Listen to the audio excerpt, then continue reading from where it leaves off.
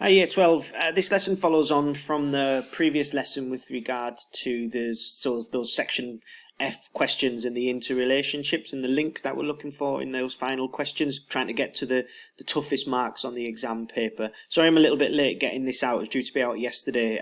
The technical issues over the weekend put me back a bit, and then I've been at school. So if you need some extra time to get it done by Friday, then just let me know. But we'll try and stick to those timescales if we can, because I'm hoping to get a Zoom lesson in with you guys in place of Miss Chapman.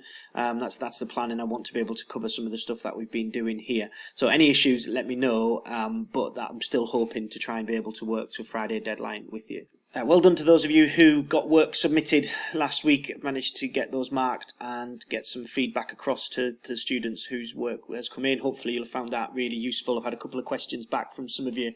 Anything else, please just continue to ask. So today we're going to look at another one of the section F questions, same style, different systems, and it's obviously a different question. This one's from a different paper that came out, but it's another useful opportunity to practice those skills. So the question this week focuses on a boy called Khalid, who's a 1500 meter runner, and he's in the middle of a race. He decides that he wants to increase his pace and therefore needs a good supply of oxygen to his working muscles.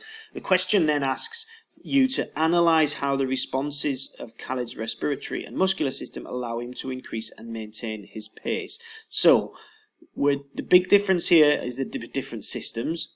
The other big difference is the fact that we're looking at responses rather than adaptation. So responses in the middle of a race.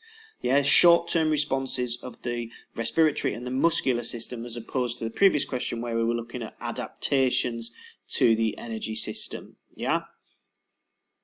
That said, what I want is for you to hopefully start to get into a pattern of being able to identify similarities in the things that you need to do. So to do that, before we move on to this question fully, I want to just go back over the work from last week. So the question there is on the screen. If you remember, it was with regard to Paula, and she'd been doing her pre-season plan. What I'm going to do is I'm just going to put the mark scheme up on the screen, so you can pause this video and have a look and see where it fits with the marks that you think you've picked up, and where it fits with my comments as well. And then I've also got Tom's work that I'm just going to show some elements of what he did particularly well, which will hopefully help you with your style of writing as well, and being able to pick up those top marks. That said, the key bit of this was getting the correct content. So these were the things that were on the mark scheme that linked directly to the cardiovascular system adaptations. Now remember that the mark scheme that we get published is not exhaustive, so there are other things that will have been there, but the vast majority of you picked out those things there that are in bold as the key bits of theory. So in my response to you, in my feedback, if I've mentioned you've included the key theory or the key content, these are the things I'm talking about. This is what's referred to as indicative content, so the things that the exam board would expect you to be discussing. Lots and lots of you had cardiac hypertrophy, increased stroke volume and increased blood volume. Picked that up really well. There's a little bit of confusion around capillarization of skeletal muscle and the alveoli, and I've made reference to that specifically in your feedback. And the decreased heart recovery time, lots of you did a good job in being able to link that to overall heart efficiency and cardiac hypertrophy. Nothing should have been too tricky there. And then if you come across to the energy system adaptations, I'd given you these in the video. So increased creatine stores, increased tolerance to lactic and such.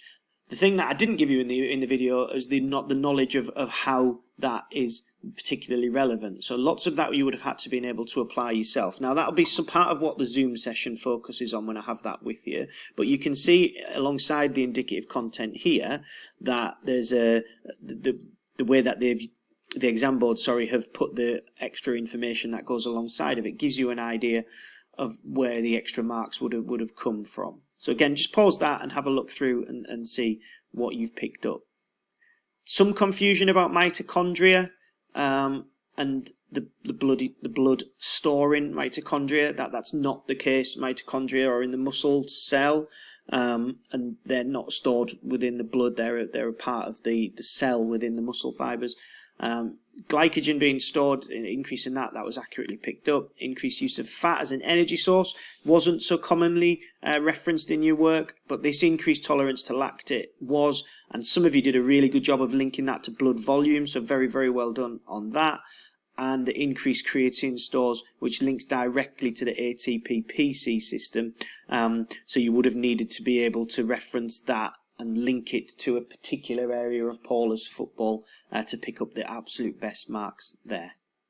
So like I say, take some time to look at those last 2 slides. Pause the video where you need to. Make sure you've got that theory content in your notes, and you can see where you've missed key areas in your written response. What I'm going to do now is I'm going to show you some of Tom's work. Now, Tom did an excellent job of linking the systems together, and I want you hopefully to be able to pick out how in his writing style he's given you himself the best chance of picking up the marks, because he's really made explicit links and looked for opportunities to do that. So the first section of that's on the screen. Just pause the video and have a read through it, please.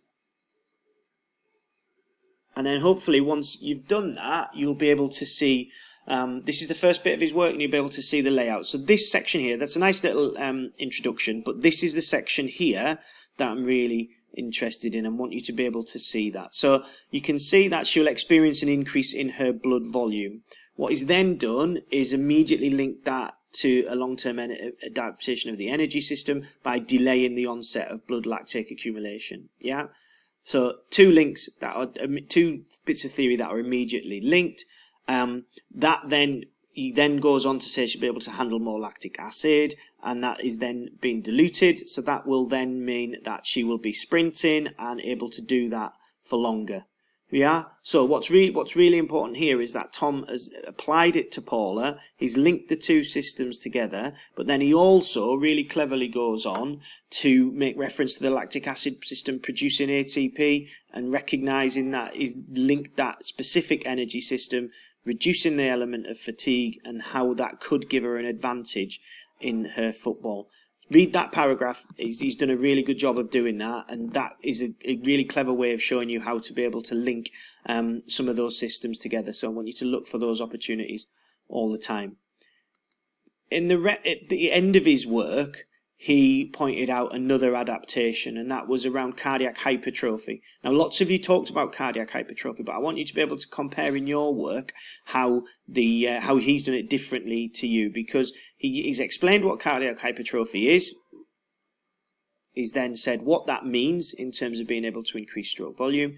He's then immediately linked with a long-term adaptation around the increased mitochondria, because he's explained that mitochondria provide aerobic respiration, links to ATP, making that more, an increase in mitochondria essentially means more aerobic respiration.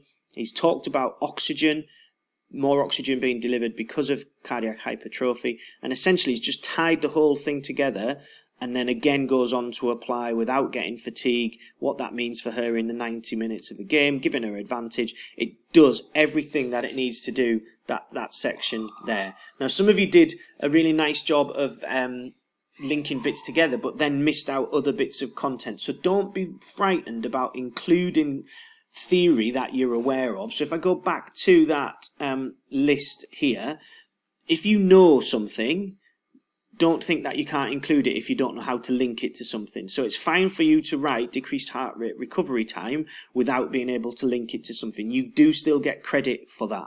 So you don't have to link everything, but you do need to try and look for those links, because that's where the key top end marks are going to come from. So if we go on to section F, this new question around Khalid.